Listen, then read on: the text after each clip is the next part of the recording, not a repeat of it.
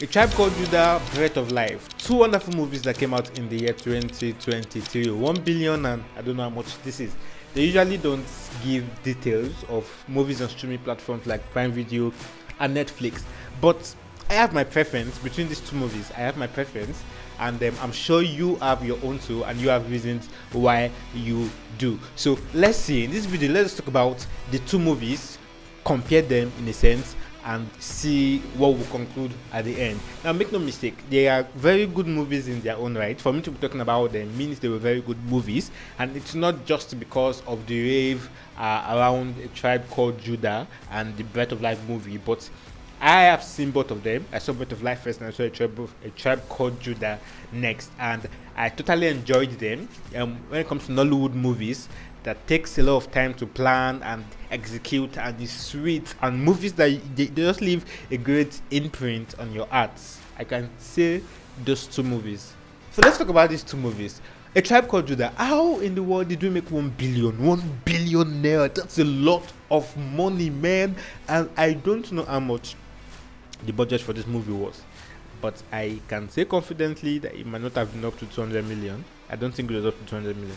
But then to make, I will probably check while I'm editing and post it. If I'm wrong, forgive me. But then to make such movie and make such money, that's probably times two. I remember the second movie. What's second movie now? Is it Battle on Booker Street? That one made about 600 million in 3 months, while A Tribe Called Judah is making over 1 billion in 3 weeks. That's a lot of numbers, man. That's a lot. So kudos to Funke Akindele. I salute her. She's known for her tenacity and all that, and she very well deserves this. Like, everyone is proud of her. Nigerians are proud of her. Everyone around the world is proud of her. So kudos to her. There's some points I just want to mention, and the first thing is that 1 billion was the goal. 1 billion naira was the goal. I don't know what he saw, and I don't know what made her said that as the goal, but 1 billion naira was the goal, and that's a lot of balls, man. That's a lot of balls. Like, doing, of course, times 2 of what you invested. I'm sure it's times 2 anyways. Times 2 of what you invested in the movie. Like, you expect to gain that back. That's a lot of balls, right? And because 1 billion was the goal, they did all they could to achieve that 1 billion goal. And I'm sure Funke has a lot of loyal fans, fan base, a lot of people she has impacted and whatnot. So these are the people, everybody gathered together, and they tried their best to make sure that they got this 1 billion goal mark that they set for themselves.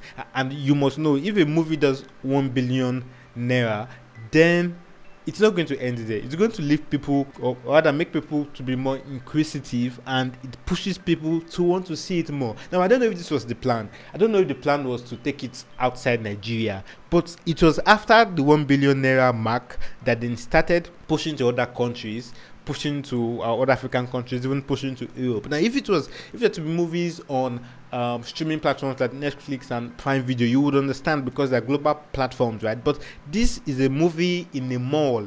This is the first time a movie of that caliber, except of course Kunle's movies. I'm not quite sure, but even if something like that happens in Nollywood, usually film festivals where they go and premiere it at film festivals outside the country, that things like that happens. But to have a movie in a mall in other countries, it's a lot, and I give it to her. Kudos. Then the next thing I want to talk about is Publicity. Of course, I'm not going to share so much on this because it was everywhere. Tribe Called Judah was everywhere. Social media, we were seeing videos everywhere. You go on Instagram, you see everything jam-packed. Oh my God. I can't imagine how much they budgeted for Publicity, if anything. And if there's one thing, I was with, what's her name now?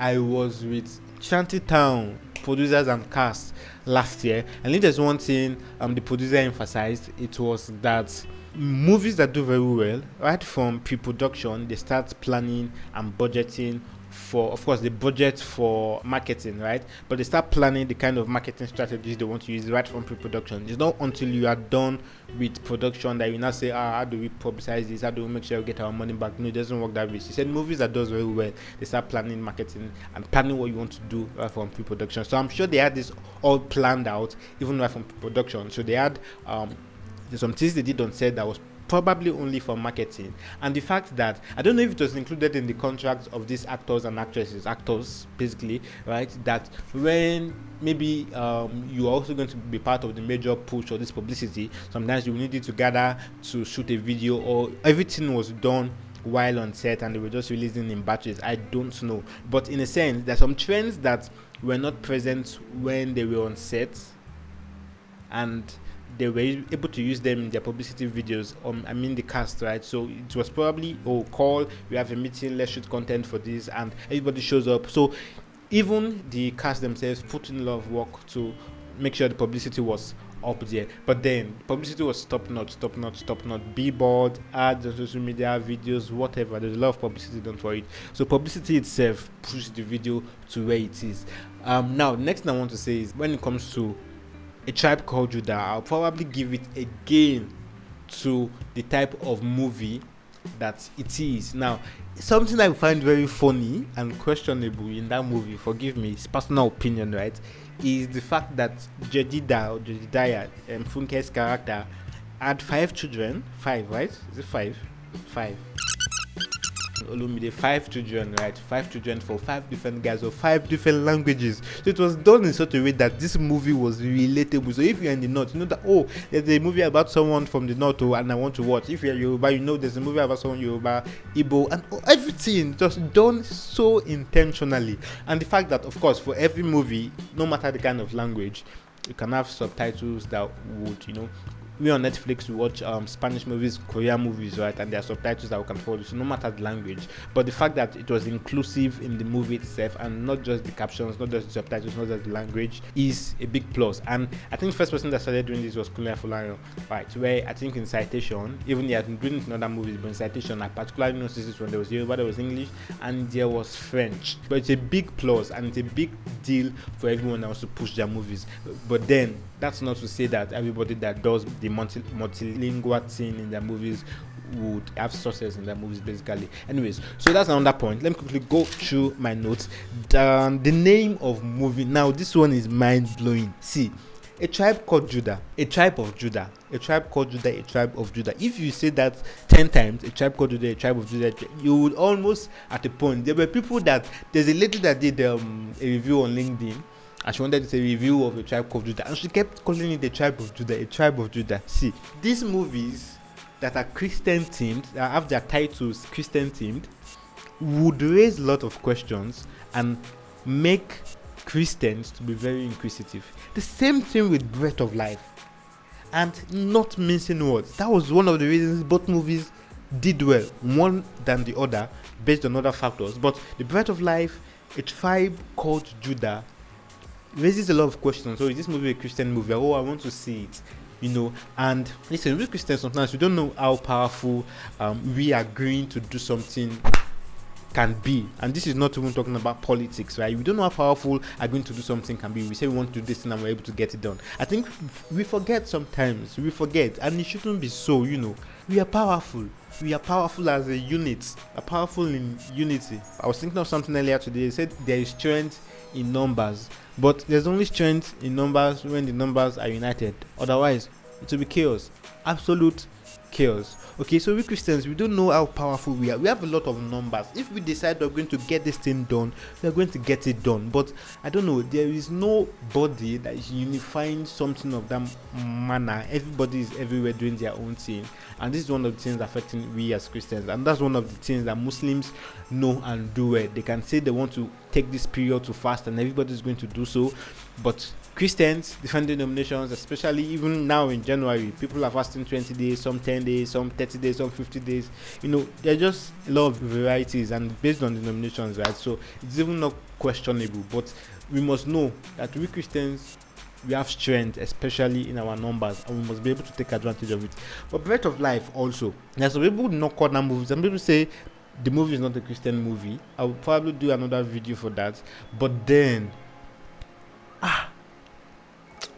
see, Christian movies not the sweet past this world though. Like, Christian movies don't get sweeter than this. Honestly, it's not. see, if you choose to take the point, of course, choose to take the point you want to take from the movie, especially if you are sound doctrinally, then you are good. But for people, I think it's questionable for people, and a lot of people at that, who are not firm in the word of God and questioning a lot of things. Like, I remember someone saying that it's because of that guy that was coming that God kept in my life. So when the guy needs him, that tells God that he's ready to go, and God takes him. You know, a lot of doctrinal issues at that can cause confusion, especially if you're not grounded in scriptures. But I would say, TMM movie metric gave that movie 9/10, and the tribe of Judah, can you imagine? A tribe called Judah 8/10, right? So I would say more of, I'm not going to lie. I was trying to remember when I was scripting for this. I was trying to remember like any moment in a tribe called Judah that blows my mind even till now. Even as I close my eyes, I'm trying to remember. I really can't think of any. Maybe the sequence at the furniture store where they are trying to rob, or testimony, and I can't remember the other guy's name, their love scene. But if I think of Breath of Life, my God, even if I head from the opening sequence, and the deep, sorry I was closing my eyes, like I was trying to picture the movie. There are deep lessons one can learn from Breath of Life, and you will be good. But the tribe got to that. Of course, there are lessons also, but then preference. Again, this is preference, right? I think I would go 100% with Breath of Life. 100% with Breath of Life, right? And the kind of movie I will see over and over and over again. The last movie I saw like that was Hobbs and Shaw, the opening sequence, right? But this one, I would even see the movie over and over and over again. I remember when I went home after I saw it and I gave my mom to watch, I was surprised that I could watch it again from the beginning, and it still felt fresh to me, felt new to me, you know. So I really loved the movie, and it's sad that it didn't receive the flowers that it was worth receiving. Really sad, because if maybe it had done half the publicity that the child culture that did, then could easily have made more. But then again, it will only appeal to the Christians in a sense, right? That a Breath of Life will only appeal to Christians in a sense, not Muslims. Except you're just watching it for entertainment's sake. There's some things you won't be able to relate to it, okay?